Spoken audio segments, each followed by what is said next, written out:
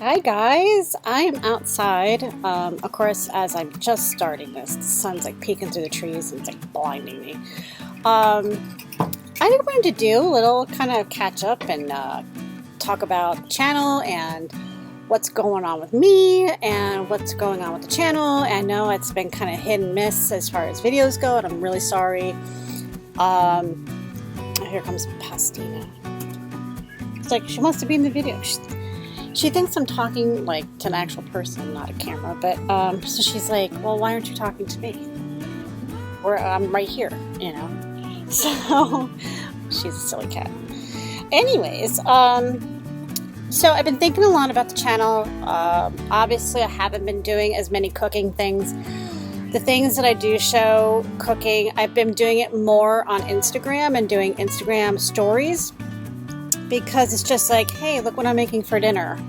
It's nothing earth-shattering, but I thought maybe you guys would see it.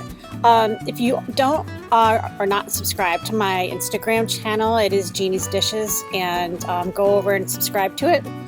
I do post on there a lot, and I do a lot of Instagram stories, and it's a lot of fun. So make sure to go and check that out.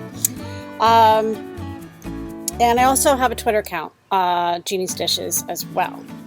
Speaking of the YouTube channel, so I have Jeannie's Travels, which when we go to Disney and Epcot and Universal and Horror Nights, I post all my videos of our travel over there. But I haven't been doing much travel since that, really. Just because we're saving for our honeymoon, which we're going on in October. More about that in a little while. But I haven't really been posting anything else on that channel really since, I'm guessing, last year. So I'm like, I'm really too busy to manage both channels. I was a little overzealous as far as thinking I could do that. So what I might do, and one of you guys actually hit the nail on the head on one of my Walking Dead reaction videos, was that my channel is more of a lifestyle channel. So not only do I do cooking, I do Walking Dead reaction videos. I was going to do Game of Thrones. I don't know what happened to that, if I did that or not. And I did a few Fear the Walking Dead videos. I wish I could have done Stranger Things, because that was amazing, by the way. Did anyone see that? If you haven't, you have to watch it. I think this is the best season out of all 3 seasons so far.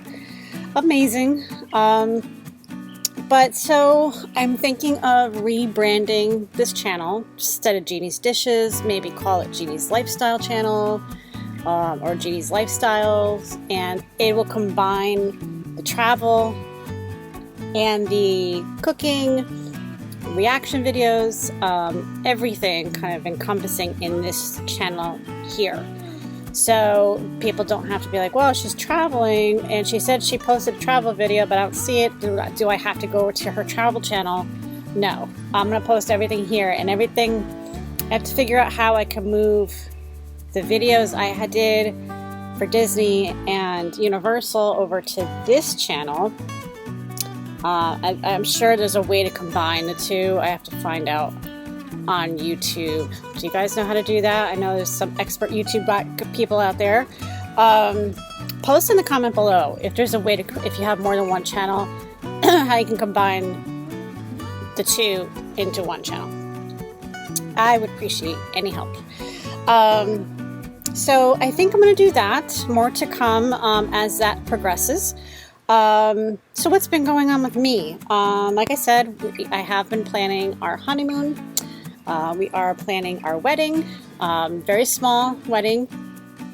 We are going to do like a wedding party, not so much a reception, nothing big and extravagant.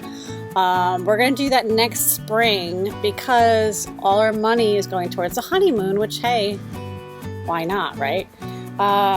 It's going to be a lot of fun. We are going back to Universal. We are doing Horror Nights again. We are doing Disney.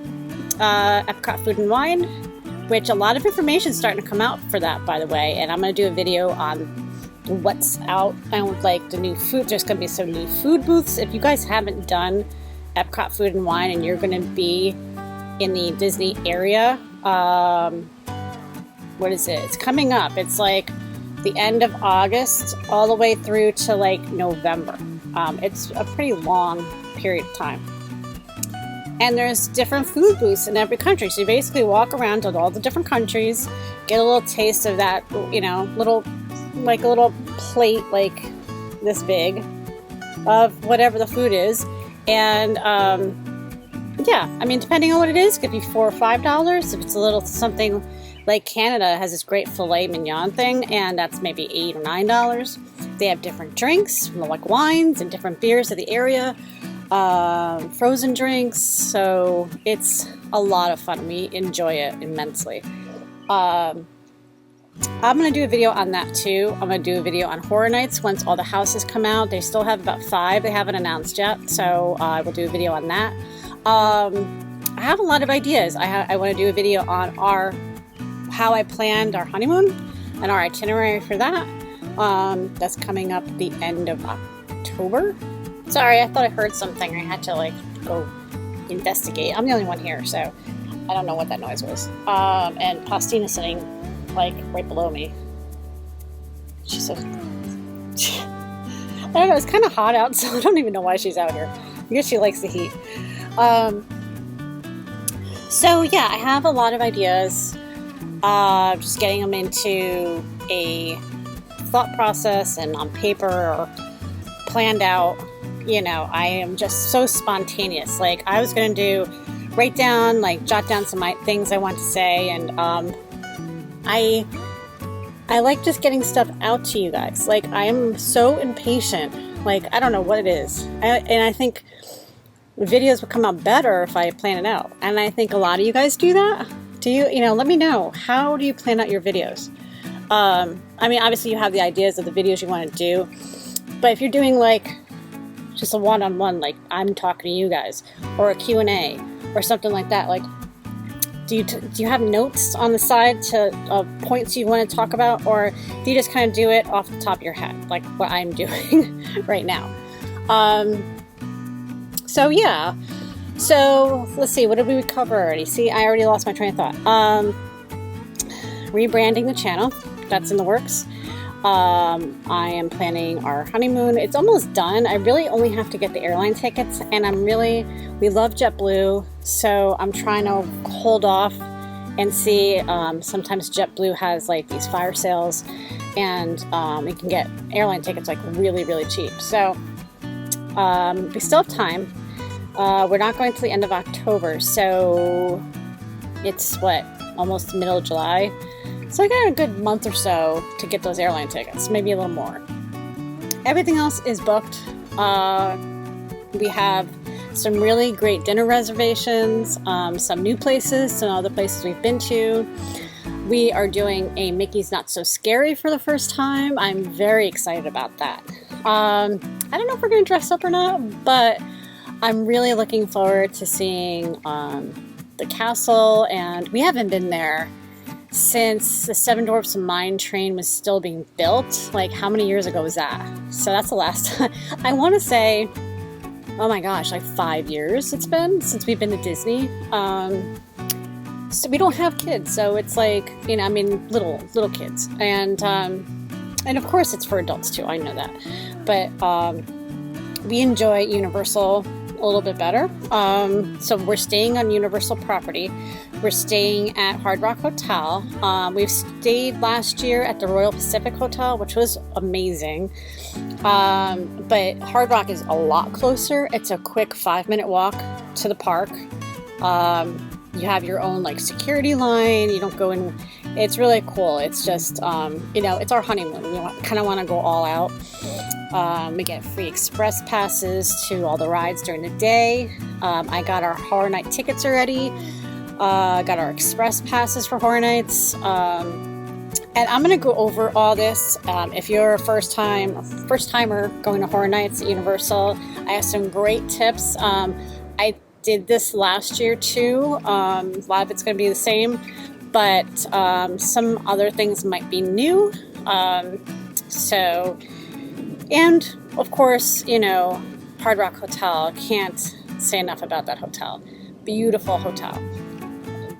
great music, obviously. It's hard rock. They have a pool that have speakers under the water. So if you're diving into the pool and you're underwater, you hear the music in the speakers underwater in the pool. It's so cool.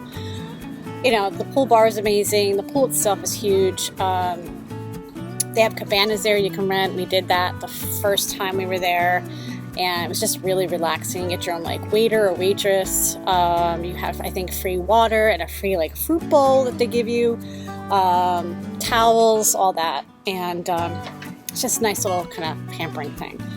Speaking of pampering, I haven't booked it yet, but I want to do at the Grand Floridian. It's called the Senses Spa, and I want to do a couples massage there. And it's not too much more than like just a one-person massage, so I think we're going to do that, but I have to book that soon because I'm sure they get booked up very quickly. I went there back in 2015, I want to say, and such an amazing spa. It's the smells, it's just relaxing, and I would highly recommend it. And another thing I would recommend, if you're going to Disney or Universal or both, if you don't have to, don't rent a car. You will save so much money by just taking Ubers everywhere. We did this last year for the first time. Normally we would rent a car, but the prices of parking in both Universal and Disney is ridiculous now. It's like over $20 for the day. Even if you're staying at whatever resort you're staying at, whether it's Universal or Disney, you still have to pay for parking. If you go to the park, you have to pay for parking, whether it's Disney or Universal. If you're going to, like, let's say we're going to Fort Wilderness for dinner, you have to pay for parking. I think there might be a voucher you can get at the restaurants. I don't know if all resorts do that. I thought I heard something about that, but I'm not positive. But just think about that, all adds up per day. You're staying for a week or 2 weeks. You're talking a few $100s on top of whatever the rental's costing you. And we did Ubers all week last year. We went to Disney Springs. I can still say downtown Disney. Disney Springs. We went to Epcot. We went to Trails End at Fort Wilderness. And we Ubered back and forth, back and forth from the airport. I don't think we spent more than maybe $100 or $200 at the max for Ubers for the entire week. You're going to spend maybe triple that or double that in car rental, parking. Disney Springs, I think, is the only place that's free parking. And a lot of people what they'll do is they'll park in Disney Springs and take a bus or one of those, Disney transportation things to the parks. But that's kind of a roundabout way of doing things. And sometimes you have to take more than one thing. So like, let's say you take a bus to Animal Kingdom, but then you got to take a monorail to wherever else you're going. It's like a connection type thing. I don't know. I just think it's easier. It's less stressful. It's cheaper. In my opinion. It's totally up to you guys, but just something to think about. It's totally safe. We had great experiences with all our Uber drivers. Very nice people. So yeah, just food for thought. You try to save money where you can, obviously. Going to Disney and Universal or either or is expensive, especially if you're staying on property, especially if you have kids, obviously it's more money. It's just me and him, so it's a little less expensive, but it adds up, all your meals. And yeah, we've never done meal plans at Universal just because we like just to go wherever we want to go. Some of our favorite restaurants at Universal, Finnegan's is like by far our most favorite restaurant in the park. Hard Rock right outside the park, very good. There's a ton of restaurants in City Walk that are really good. The NBC Sports Grill and Brew, I think, or something like that, it's huge. Really good food there. There's a new restaurant that just opened. It's like Big Fire something or another. I want to check that out. That looks really, really good. We also like the Leaky Cauldron over in Islands of Adventure in Hogsmeade. No, I'm sorry. It's in the other Harry Potter park in Universal in Diagon Alley. Leaky Cauldron. Very, very good. So that's just two that I can think of inside the park. Outside the park, like I said, there's a ton of restaurants in City Walk. You don't even have to leave the park. Like if you're staying on property, even in your resort, Hard Rock, the kitchen, so good. So good. And they have a humongous breakfast buffet. I don't remember how much it is, but it's just like all you can eat and it's huge. So yeah, I think they have a Palms in Hard Rock. A little expensive, but it's like totally high end, great for special occasions, if you're celebrating an anniversary or birthday or something like that. So Royal Pacific, we did not eat there, but there are 1, 2, 3 restaurants in there. I don't think we ate in any of them. No, there was like a sushi bar there. It was like an all-American kind of all-American food type thing. And there's also Chinese, I think there's Chinese food there too, another restaurant. But it was, I loved Royal Pacific. I spent a lot of time by the pool, very relaxing. The pool is huge. That was just a beautiful, beautiful hotel. So yeah, I think once it gets closer, I'll kind of tell you what our timeline, our itinerary will be. And let me know in the comments below. Are you guys going to Disney or Universal? Are you going to Halloween Horror Nights? Are you going to Mickey's Not So Scary or Epcot Food and Wine? Those are all coming up in the next couple of months, actually. It starts in September, on August, September. I know Horror Nights is actually starting Labor Day weekend, which is almost 2 weeks early. So they've extended when Horror Nights will be, because of the popularity of it is getting bigger and bigger. If you are doing Horror Nights, I do recommend you get express passes right away, because they do sell out on certain nights, especially probably the weekends.